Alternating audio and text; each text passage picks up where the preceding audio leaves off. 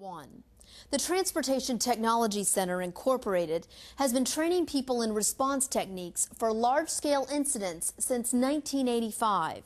Its mission is accelerating the use of clean, safe, and efficient technologies by railways worldwide, and they do it with a highly specialized training component.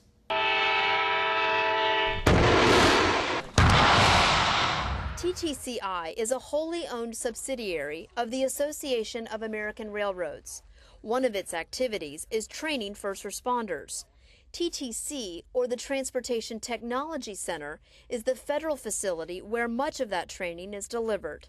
It's essentially a national lab under the Department of Transportation.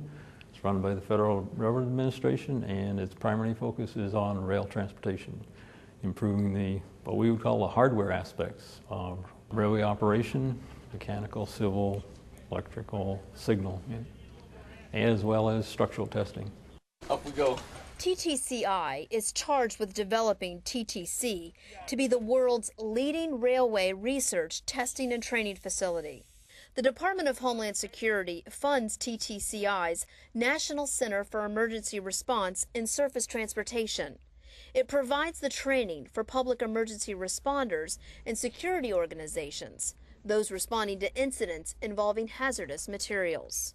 Our specific mission or focus point is to take what other people know and learn as far as response techniques, and then to apply them directly into a surface transportation environment. As the newest member of the National Domestic Preparedness Consortium, TTCI will begin making the courses they already teach fit DHS criteria. They hope to roll out courses early in 2010. One is for the hazmat technician, which is really the first step for emergency responders to move into offensive type tactics, to be able to go in and upright drums, shut off valves and containers, and actually work very closely at an unintentional release, at an emergency scene. And that particular course is an 80-hour technician course. It consists of 2 weeks of fairly extensive training over personal protective equipment, respiratory protection, a variety of different tanks, containers, and how to handle those in an emergency. Next is the tank car specialist. This group comes to us and they have, for example, a lot of rail in their area, the potential to have to respond to rail accidents. So they realize the need to be able to handle those, so they'll come out and they want to go through a specialist type of course that specializes in helping them just handle tank cars, for example, pressure, non-pressure, and so on. They'll come to our course. It's a 40-hour course. The third course is our highway emergency response. A lot of areas around the country, they don't have a lot of rail incidents in their area, but everybody's got highways and transportation routes through their community, and on a given day, anywhere across the country, you can look on the news and see that there's a cargo tank accident rolled over in the middle of their city or town. So these individuals come from all over the country, and same thing, it's a 40-hour class. They come in and go through our classroom presentations, learn nomenclature, the particular type of materials that are hauled in a tank, and then we bring them out where they climb over the tanks and look and learn about them.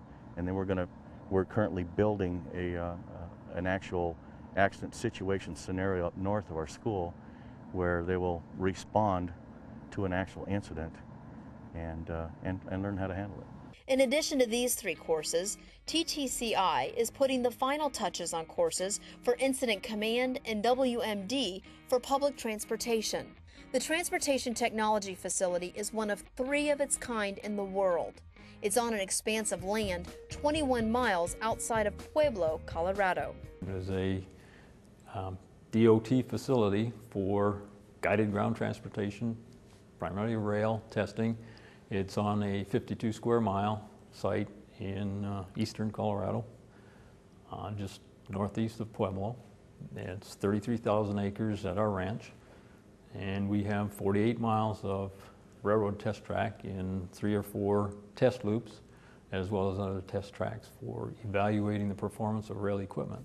Training is presented in a variety of settings, from the classroom where they learn a bit of theory. Vapor flare, the definition here says that the vapor flare is used to reduce pressure or dispose of residual vapors in a damaged or overloaded tank car, to full-scale laboratory testing. and then field exercises on equipment, including a staged incident. Here, students can climb on actual containers, cargo tanks, rail cars, and so on. They can repair valves and fittings they studied in the classroom or lab setting and put their learning to the test. Training happens at all hours, and it's meant to help students formulate a plan they can understand and use in the event of a real-life emergency. Anybody that really has a duty to serve and help in their communities will come out here for training to handle these emergencies.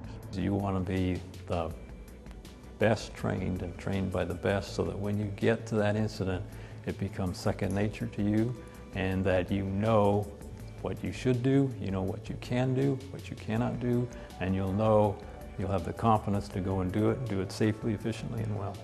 TTCI's vision is to be the worldwide provider of choice for high-value rail transportation technology, development, testing, standards, and training.